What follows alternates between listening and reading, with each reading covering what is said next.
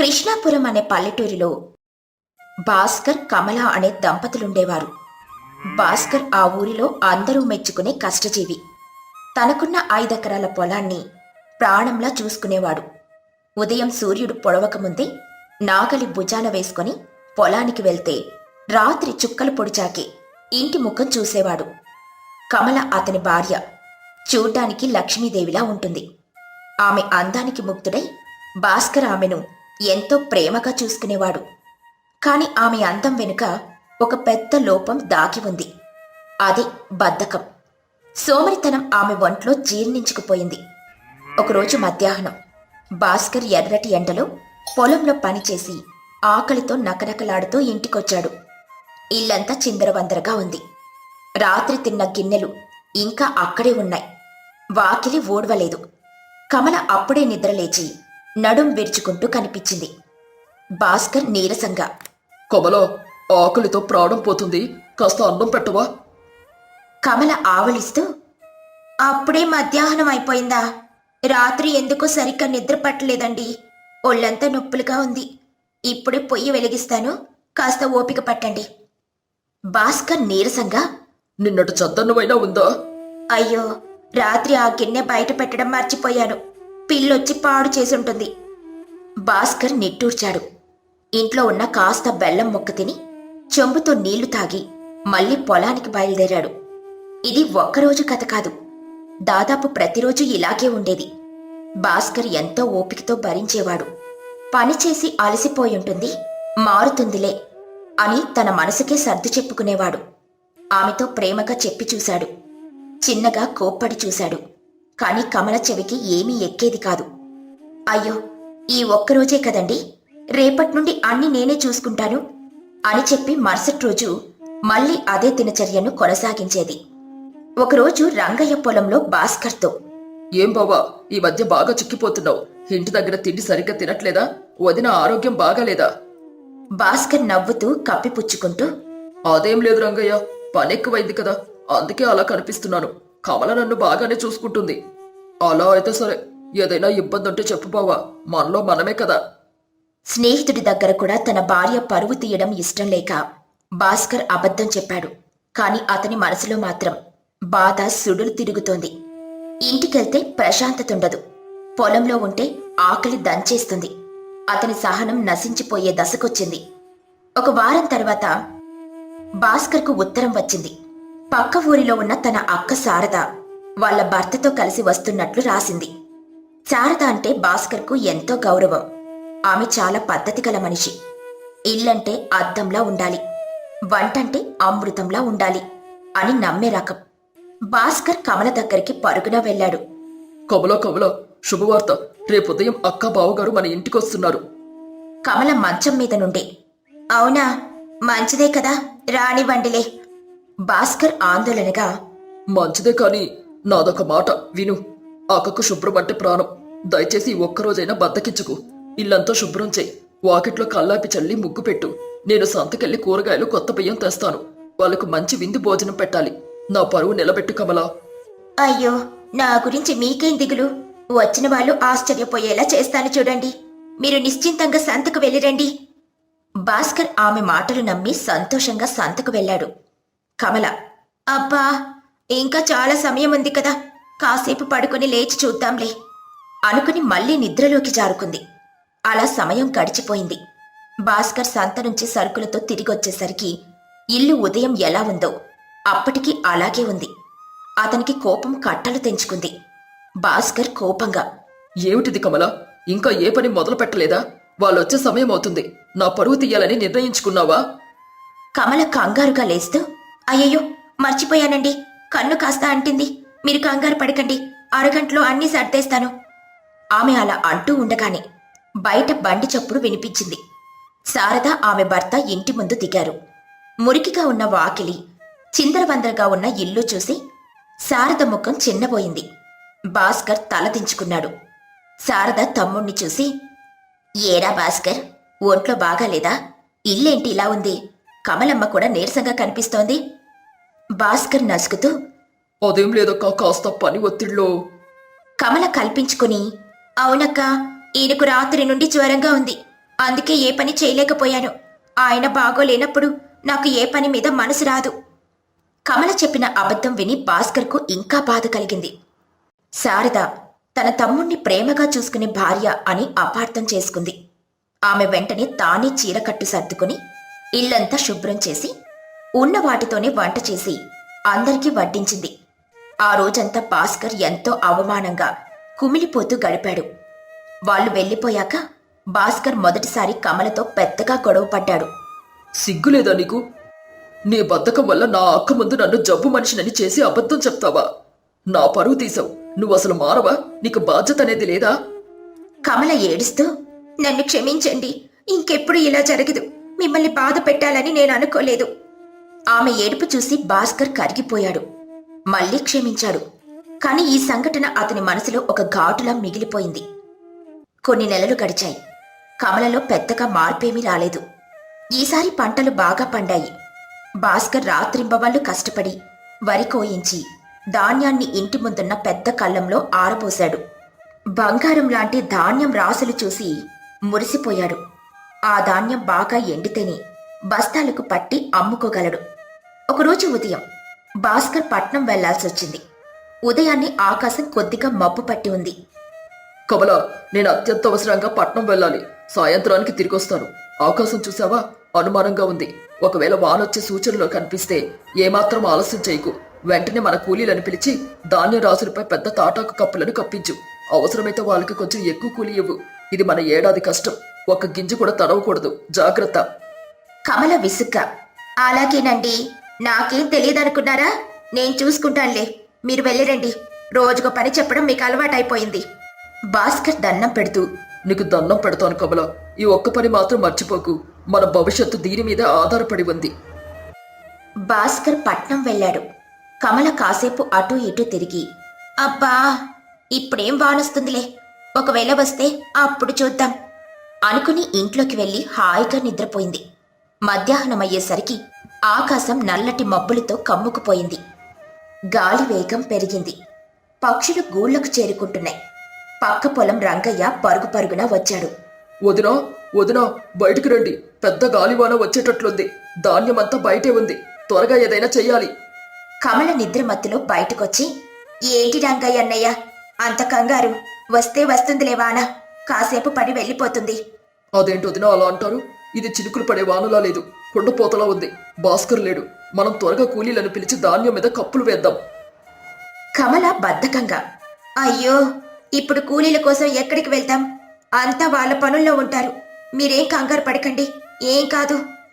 రంగయ్య ఆమె సమాధానానికి నిరాశ చెంది తన పొలంలోని ధాన్యాన్ని కాపాడుకోవడానికని వెళ్ళిపోయాడు. కమల మళ్లీ ఇంట్లోకెళ్లి కూర్చుంది. కొద్దిసేపటికి ఉరుములు మెరుపులతో కుండపోత వాన మొదలైంది. గంటసేపు ఎడతెరిపి లేకుండా వర్షం కురిసింది. కళ్ళం మొత్తం నీటితో నిండిపోయింది. ఆరబోసిన ధాన్యం రాసులన్నీ నీటిలో కొట్టుకుపోయి బురదలో కలిసిపోయాయి. సాయంత్రం భాస్కర్ ఇంటికి తిరిగొచ్చాడు. దూరం నుండే నీటితో నిండిన కళ్ళాన్ని, బురదలో కలిసిపోయిన ధాన్యాన్ని చూశాడు. అతని కాళ్ల కింద భూమి కంపించినట్లయింది. ఏడాది పాటు తాను పడిన కష్టం, చింతించిన ప్రతి చెమట బొట్టు ఆ నీటిలో కలిసిపోవడాన్ని చూసి అతని గుండె పగిలింది. అతను నిశ్శబ్దంగా అక్కడే మోకాళ్ల మీద కుప్పకూలిపోయాడు. భాస్కర్ రాకను గమనించిన కమల భయంతో బయటకొచ్చింది. బురదలో కలిసిపోయిన ధాన్యం మధ్యలో నిశ్శబ్దంగా రోదిస్తున్న భర్తను చూసి ఆమెకు ఏం మాట్లాడాలో తెలియలేదు. ఆమె నెమ్మదిగా అతని దగ్గరికి వెళ్ళింది. భాస్కర్ ఆమె వైపు చూడకుండానే ఆకాశం వైపు చూస్తూ, అయిపోయింది కమల, అంతా అయిపోయింది. మన ఏడాది కష్టం గంగలో కలిసిపోయింది. మన ఆశలన్నీ కొట్టుకుపోయాయి. నేను నీకొక్క పని చెప్పాను. నా జీవితంలో నిన్నంతగా బ్రతిమలాడి ఏ పని చెప్పలేదు. అది కూడా చేయలేకపోయావా? అతని గొంతులో కోపం లేదు, నిస్సహాయత, తీవ్రమైన బాధ మాత్రమే ఉన్నాయి. ఆ మాటలు కమల గుండెల్లో బాణాల్లా గుచ్చుకున్నాయి. మొదటిసారి తన బద్ధకం ఎంతటి అనర్థానికి దారితీసిందో ఆమెకు పూర్తిగా అర్థమైంది. అది కేవలం ఒక పని కాదు, అది వాళ్ళ జీవితం. తన సోమరితనం తన భర్త కష్టాన్ని, వాళ్ళ భవిష్యత్తును ఎలా నాశనం చేసిందో కళ్ళారా చూసింది. కమల అతని కాళ్ల మీద పడి ఏడుస్తూ, నన్ను క్షమించండి, నన్ను క్షమించండి, నాదే తప్పు, నా బద్ధకమే మనల్ని ముంచింది. నేను మిమ్మల్ని మన కుటుంబాన్ని నాశనం చేశాను. నేను పాపిని, దయచేసి నన్ను క్షమించండి. భాస్కర్ కన్నీళ్లతో, ఇప్పుడు క్షమించి ఏం లాభం కమల? పోయిన పంట తిరిగొస్తుందా? చేసిన అప్పులు ఎలా తీర్చాలి? రేపటి నుండి మనం ఏం తినాలి? భాస్కర్ మాటలు ఆమెను మరింత కుంగదీశాయి. ఆ రాత్రి ఆ ఇంట్లో ఎవరూ నిద్రపోలేదు. ఒకరు పడిన కష్టం నీటిపాలైందని, మరొకరు చేసిన తప్పుకు పశ్చాత్తాపంతో కుమిలిపోతున్నారు. ఆ రాత్రి కమల తన జీవితంలో ఒక ముఖ్యమైన నిర్ణయం తీసుకుంది. మరుసటి రోజు సూర్యుడు ఇంకా ఉదయించకముందే కమల నిద్ర లేచింది. ఇల్లంతా శుభ్రం చేసింది. వాకిలి ఊడ్చి కల్లాపి చల్లి అందమైన ముగ్గు పెట్టింది. వేడివేడిగా అన్నం వండి తన భర్త కోసం సిద్ధంగా ఉంచింది. భాస్కర్ నిద్రలేచి ఇదంతా చూసి ఆశ్చర్యపోయాడు. అతను ఏమీ మాట్లాడలేదు. కమల తలదించుకుని, ఏవండి, నేను మిమ్మల్ని క్షమించమని అడగను. ఆ అర్హత నాకు లేదు. కాని నాలో మార్పును మీకు చూపిస్తాను. పోయిన దాని గురించి ఏడ్చి లాభం లేదు. మిగిలిన ధాన్యంలో ఏమైనా పనికొస్తాయేమో ఏరుదాం. మళ్ళీ మనం ఇద్దరం కలిసి కష్టపడదాం. ఈసారి నేను మీతో పాటు పొలానికి వస్తాను. మీ కష్టంలో పాలు పంచుకుంటాను. దయచేసి నాకొక్క అవకాశం ఇవ్వండి. ఆమె కళ్ళల్లోని పశ్చాత్తాపాన్ని, ఆమె మాటల్లోని నిశ్చయాన్ని చూసి భాస్కర్ మనసు కరిగింది. అతను మౌనంగా తల ఊపాడు. ఆ రోజు నుండి కమల పూర్తిగా మారిపోయింది. ఆమె తన బద్ధకాన్ని వదిలిపెట్టింది. భర్తతో పాటు పొలం పనులకు వెళ్లేది. ఇంటిని ఎప్పుడూ శుభ్రంగా ఉంచేది. ఆమెలోని మార్పుని చూసి ఊరి వాళ్ళందరూ ఆశ్చర్యపోయారు. ఇద్దరూ కలిసి రెట్టింపు కష్టపడి మెల్లమెల్లగా మళ్లీ తమ జీవితాన్ని చక్కదిద్దుకున్నారు. కమల తన సోమరితనం వల్ల కోల్పోయింది కేవలం ధాన్యం మాత్రమే కాదు, తన భర్త నమ్మకాన్ని కూడా. కాని తన శ్రమతో, మార్పుతో ఆ నమ్మకాన్ని తిరిగి సంపాదించుకుంది.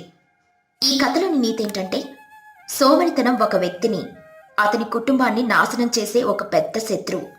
బాధ్యతను గుర్తెరిగి కష్టపడి పనిచేయడమే నిజమైన సుఖానికి, సంతోషానికి మార్గం. చేసిన తప్పును తెలుసుకుని పశ్చాత్తాపడి తమను తాము మార్చుకున్నప్పుడే మనిషికి నిజమైన విలువ వస్తుంది. అనగనక రాజేంద్రపురం అనే ఊరిలో ప్రజలందరూ వ్యవసాయం చేస్తూ సాధారణ జీవితాన్ని గడిపేవారు. అదే ఊరిలో కస్తూరమ్మ అనే ఒక బాగా వయసైపోయిన పెద్దావిడ కుటుంబం ఉండేది. రోజులు గడిచిపోతూ ఉన్నాయి. ఒకరోజు కస్తూరమ్మ తన కొడుకు సుందర్రావుతో ఇలా అంటుంది. ఓరే సుందరం, ఈ ఏడాది మన పంట దిగుబడి బాగా వస్తుందా? అసలు నాకు ఒంట్లో బాగా లేక అసలు పొలం వైపే రాలేదురా. ఏదో అలా వస్తుందమ్మా. మనం పెట్టిన పెట్టుబడికి తగ్గట్టుగా డబ్బులొస్తాయి, అంతేకాని లాభం మాత్రం రాదు. ఈ సంవత్సరం సరిగ్గా పంట పండలేదు. ఎరువులన్నీ బాగా వేశావు కదా, మరలాంటప్పుడు పంట ఎందుకు బాగా దిగుబడి రాలేదు? అమ్మా, నువ్వు లేనిపోని ప్రశ్నలు అడిగి నన్ను విసిగించొద్దు. ఈ సంవత్సరం అయిపోతే నేను మన పొలాన్ని ఆ పరిశ్రమలు కట్టే వాళ్ళకే అమ్మేయాలని అనుకుంటున్నాను. అదేమిట్రా అలా అంటావు? పొలాన్ని అమ్మేయడమేమిట్రా? మన పొలాన్ని మనం అమ్మితే మన కన్న తల్లిని మనం అమ్మినట్టే. అమ్మా, నేనే కాదు, మన ఊర్లో చాలా మంది పొలాలను ఆ పరిశ్రమలకు కట్టే వాళ్లకు అమ్మేశారు. ఆ పరిశ్రమలు మన ఊరు కాని వస్తే మన ఊర్లో ఇంకెవరు వ్యవసాయం చేయవలసిన పనే ఉండదు. అందరికీ ఆ పరిశ్రమలలోనే ఉపాధి కూడా కల్పిస్తామన్నారు ఆ పరిశ్రమ యజమాని. ఒరే, ఆ పరిశ్రమ మన ఊరొస్తే ఉపాధి అందరికీ దొరకడం నిజమేమో కాని ఆ పరిశ్రమయే కాని మన ఊరొస్తే మన ఊరు కలుషితమైపోయి మన ఊర్లో ప్రజలందరూ అనారోగ్యం పాలవుతారా? అమ్మా, ఎవరికి లేని అభ్యంతరం నీకేంటి? ఊరందరూ ఆ పరిశ్రమకి పొలాలు ఇవ్వడానికి సిద్ధపడిపోయారు. నువ్వు మధ్యలో వచ్చి చేతికందిన అవకాశాన్ని దుర్వినియోగం చేయకు. వాళ్ళకి గాని మనం పొలం అమ్మితే చాలా ఎక్కువ డబ్బులు ఇస్తారు వాళ్ళు. అయినా ఇవన్నీ నీకెందుకు? నువ్వు హాయిగా తిని ఇంట్లో ఉండు అని కస్తూరమ్మపై కోపడి అక్కడి నుండి వెళ్ళిపోతాడు. కస్తూరమ్మ కూడా ఊర్లోకి ఆ పరిశ్రమ వస్తే ఊరు నాశనం అయిపోతుందని ఆలోచిస్తూ అలాగే బాధపడుతూ ఉంటుంది. అలా రోజులు గడిచిపోతూ ఉంటాయి. ఒకరోజు సుందర్రావు ఇంటికి గణపతి అనే ఒక వ్యక్తి వచ్చి ఇలా అంటాడు. సుందర్రావు గారు, మీ పొలం చుట్టుపక్కల ఉన్న అన్ని పొలాలను నేనే కొనేశాను. ఒక్క మీ పొలం మాత్రమే ఇంకా మీరు నాకు అమ్మకుండా రోజులు గడుపుతూ ఉంటున్నారు. ఎందుకు మీరు నాకు పొలం అమ్మే ఉద్దేశం ఉందా లేదా? అదేంటి గణపతి గారు అలా అంటారు? నేను కూడా నీకే నా పొలాన్ని ఖచ్చితంగా అమ్మేస్తాను. కానీ ఆ పొలం మా అమ్మ పేరు మీద ఉంది. మా అమ్మ ఆ కాగితాలపై సంతకాలు పెడితే గాని నేను నీకు ఆ పొలం అమ్మలేను. అలాగా? అయితే మీ అమ్మగారిని వెంటనే రమ్మనండి. ఈ పత్రాలపై సంతకం చేపిస్తే మీ పొలానికి ఇవ్వాల్సిన డబ్బులు ఖరీదు కట్టి మీకిచ్చేస్తాను. మీరు నాకు పొలం అమ్మేస్తే ఈ ఊర్లో ఉన్న పొలాలన్నీ నా పేరును వచ్చేస్తే అప్పుడు నేను నిరభ్యంతరంగా ఈ ఊర్లో పరిశ్రమ నిర్మించుకోవచ్చు. అలా మాట్లాడుతూ ఉండగా ఇంతలో కస్తూరమ్మ వచ్చి ఇలా అంటుంది. ఎవర్రా నీకు నా పొలం అమ్ముతానన్నది? అయినా నేను నా పొలాన్ని ఎవ్వరికీ అమ్మను. అయినా నీకు నా పొలం అమ్మితే నువ్వు ఒక పరిశ్రమ నిర్మాణానికి వాడతావు. ఇక్కడ నువ్వు పరిశ్రమ కట్టుకోవడానికి మా ఊర్లో పొలాలన్నీ అసలు వ్యవసాయ భూమి అనేది లేకుండా చేసి అన్నిటినీ కొనేస్తావా? నువ్వు ఈ ఊరందరి పొలాలు కొన్నా నా పొలం మాత్రం నీకు నేను అమ్మను. ఆ మాట విన్న సుందర్రావు కస్తూరమ్మతో ఇలా అంటాడు. అమ్మా, ఆ చుట్టుపక్కల పొలాలన్నీ ఆయనే కొన్నాడు. ఒక్క మన పొలమే మధ్యలో ఉంది. కావున ఆయన అందరికీ ఇచ్చే ధర కంటే కాస్త ఎక్కువ ధర మనకిస్తామంటున్నాడమ్మా. మనకి సాధారణంగా పొలం అమ్మితే వెంటనే డబ్బులు ఎవరూ ఇవ్వరు, కానీ ఈయన మాత్రం మన పత్రాలపై సంతకం పెట్టిన వెంటనే మనకి డబ్బులు ఇస్తున్నాడు అని తల్లిని చాలా బ్రతిమలాడుతాడు. అప్పుడు కస్తూరమ్మ ఇలా అంటుంది. ఒరే వెర్రి వెదవా, నువ్వన్నట్టే మన పొలం వాడికి ఇస్తే వాడు మన ఊరి మధ్యలో ఒక పెద్ద పరిశ్రమ నిర్మిస్తాడు. ఆ పరిశ్రమ వలన వచ్చే వ్యర్థాల వలన మన ఊరిలో నీరు గాలి కలుషితమైపోతాయి. అలాగే ఆ కలుషితమైన ఆ గాలి పీల్చిన మనము, ఆ నీరు తాగిన ఈ ఊరి ప్రజలు, మూగజీవులు అన్ని అనారోగ్యం పాలవుతారు. నువ్వు వీడిచ్చే డబ్బు కోసం చూస్తున్నావు, కానీ నేను మాత్రం వీడి పరిశ్రమ నిర్మించిన తర్వాత మన ఊరి పరిస్థితి గురించి ఆలోచిస్తున్నాను. అమ్మా, ఈ ఊర్లో ఎవరికీ లేని బాధ నీకెందుకమ్మా? ఈ ఊర్లో ప్రజలందరూ అవేమీ ఆలోచించలేదు. వారికొచ్చే డబ్బు కోసమే ఆలోచించి ఈయనకి పొలాలన్నీ అమ్మేశారు. మరి అలాంటప్పుడు నువ్వెందుకమ్మా ఈ ఊరు గురించి అంత ముందు చూపుగా ఆలోచిస్తున్నావు? ఓరే, అందరూ అలా అనుకుంటే ఈ ఊరు నాశనం అయిపోతుందిరా. చేతులు కాలేక ఆకులు పట్టుకోవడం కంటే ముందుగానే ఈ ఊరిలో ప్రజలందరికీ ఈ ఊరిలో పరిశ్రమ వస్తే ఎలాంటి ఇబ్బందులుంటాయని వివరించి చెప్పాలి. అప్పుడు ఈ ఊరి ప్రజలందరూ అర్థం చేసుకొని ఎవరి పొలాలను వాళ్ళు తిరిగి తీసుకుంటారు అని తన లోపల ఉన్న ఆలోచనలన్నింటినీ కూడా బయట పెడుతుంది. అప్పుడు ఆ మాట విన్న గణపతి మనసులో ఇలా అనుకున్నాడు. ఈ ముసలావిడ ముసల్దే గాని చాలా తెలివైంది. అలాగే ముందు చూపు కలదాయి. ఈవిడ ఈ ఊర్లో పరిశ్రమ వస్తే తర్వాత ఎలాంటి ఇబ్బందులు వస్తాయనేది కూడా ముందుగానే పసిగట్టింది. కానీ ఈ విషయం ఊరంతటికీ ఈవిడ తెలిసేలా చేస్తే ఈ ఊరిలో అసలు ఎవరు నన్ను పరిశ్రమ మాట కూడా మాట్లాడివ్వకుండా తరిమి కొడతారు. కాబట్టి ఈ పెద్దావిడ ఈ విషయం ఊరందరికీ చెప్పే లోపే ఎలాగోలా నేను పరిశ్రమని ఈ ఊర్లో నిర్మించేయాలి అని సుందర్రావుని ఏమీ అనకుండా అక్కడి నుండి నిశ్శబ్దంగా వెళ్లిపోతాడు. సుందర్రావు కస్తూరమ్మ కూడా వెళ్లిపోతారు. అలా రోజులు గడిచిపోతూ ఉంటాయి. ఒకరోజు కస్తూరమ్మ తన పొలం దగ్గరికెళ్లి ఒక మామిడి చెట్టు, ఒక వేప చెట్టుని నాటుతుంది. అప్పుడు అది చూసిన పక్క పొలం సుబ్బారావు ఇలా అంటాడు. ఏంటి బామ్మ, నువ్వు ఇంత బురదలో కూడా ఇంత కష్టపడి పొలం దగ్గరకు వచ్చి వేప చెట్టు మామిడి చెట్టు నాటేస్తున్నావు. నువ్వు ఈ చెట్లు ఇప్పుడు నాటినంత మాత్రాన ఈ మామిడి పళ్ళు ఇప్పుడే పెద్దవయ్యి పళ్ళు ఇవ్వవు కదా. ఎప్పుడో పెద్దదై అప్పుడు ఇస్తుంది. మరి అలాంటప్పుడు ఇవి నీకు ఉపయోగం లేనప్పుడు నువ్వెందుకు ఇంత హడావడిగా నాటేస్తున్నావు? చూడు సుబ్బారావు, మనకి ఇప్పుడు ఏ పళ్ళు ఫలాలిస్తాయని నేనిప్పుడు ఈ మొక్కని నాటలేదు. రేపొద్దున నా తర్వాత, నా తదనంతరం నా మనవడు మనవరాలకు ఉపయోగపడతాయి. అలాగే మన తాతల వాళ్ళకి ఎందుకని చెట్లు నాటకపోయుండుంటే ఇప్పుడు మనం ఈ పండ్లు ఫలాలు తినేవాళ్ళం కాదు కదా అని సుబ్బారావుకి గట్టిగా చెబుతుంది. ఆ మాట విన్న సుబ్బారావుకి అసలు నిజం అర్థమై తాను కూడా ఒక మొక్కని వాళ్ళ పొలంలో నాటుతాడు.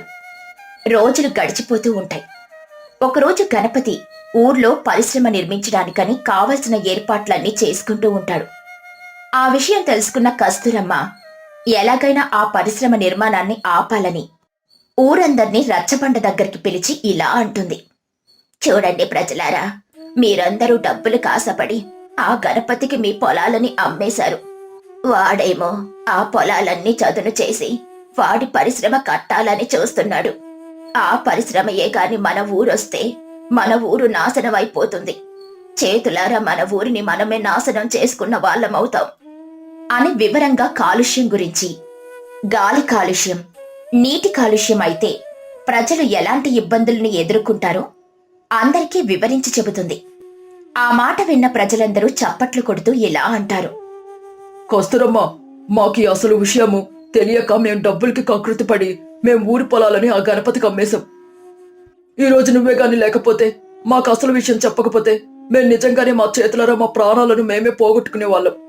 నీ ముందు చూపుతో మన ఊరి మధ్యలో పరిశ్రమ కడితే తర్వాత జరిగే అనర్థాలను గురించి ఆలోచించావు. నీలాగా ఈ ఊర్లో ఎవరూ ఆలోచించలేదు. నువ్వు మాకు చేసిన సాయానికి చాలా కృతజ్ఞతలు అని కస్తూరమ్మని అందరూ పొగిడి, అలాగే అక్కడి నుండి హుటాహుటిన వెళ్లి ఆ గణపతి డప్పులు ఆ గణపతి మొఖాన కొట్టి ఎవరి పొలాలు వాళ్ళు తిరిగి రాపించుకుంటారు. ఆ విషయం తెలిసిన గణపతి కస్తూరమ్మే ఇదంతా చేసిందని కోపంగా కస్తూరమ్మ దగ్గరికి వెళ్లి ఇలా అంటాడు. చూడు బామ్మ, నువ్వు ఈ ఊరి గురించి ఆలోచించి ఈ ఊర్లో పరిశ్రమ రానివ్వకుండా చేశావు కదా. కానీ అలాంటి పరిశ్రమలే గాని లేకపోతే రేపటి తర్వాత తరం వారికి చాలా నష్టం కలుగుతుంది. నువ్వు చెప్పింది నిజమే, కాని నీలాగా ఇలా ఊరి మధ్యలో పరిశ్రమలు ఎవరూ నిర్మించకూడదు. ఊరికి 4-5 మైళ్ళ దూరంలో పరిశ్రమలనేవి ఉండాలి. అలా అయితేనే ఆ పరిశ్రమ వలన వచ్చే వ్యర్థాలు ఊరిలోకి రాకుండా ఉంటాయి. మన దేశం బాగుపడాలంటే పరిశ్రమలు ఉండాలి, నిజమే. కానీ వాటి వలన ఎవరికి నష్టం కలగకుండా చూసుకోవాలి. సభాష్ బామ్మ, ఈ రోజు నువ్వే గాని ముందు చూపుతో ఈ ఊరు నాశనం అయిపోతుందని ఆలోచించకపోతే ఈ ఊర్లో నేను పరిశ్రమ కట్టేవాణ్ణి. అప్పుడు ఆ పరిశ్రమ నుండి వచ్చే వ్యర్థాల వలన మీ ఊరంతా అనారోగ్యంతో ఇబ్బంది పడేవారు. నీ వల్లే ఈ రోజు మీ ఊరు నేను కట్టే పరిశ్రమ బారిన పడకుండా ఉంది. అలాగే ఈ ఊరు ఎప్పుడూ ఇలాగే సస్యశ్యామలంగా ఉండాలని మనసారా కోరుకుంటున్నాను అని అనుకుని అక్కడి నుండి వెళ్ళిపోతాడు గణపతి. అలా కస్తూరమ్మ ముందు చూపుతో ఆలోచించి ఆ ఊరిలోకి పరిశ్రమ రాకుండా, ఆ పరిశ్రమ వల్ల కలిగే నష్టాలను ఆ ఊరిలో అందరికీ వివరించి ఆ ఊరు ఆరోగ్యంగా హాయిగా ఉండేటట్టు చేసింది. అయిపోయి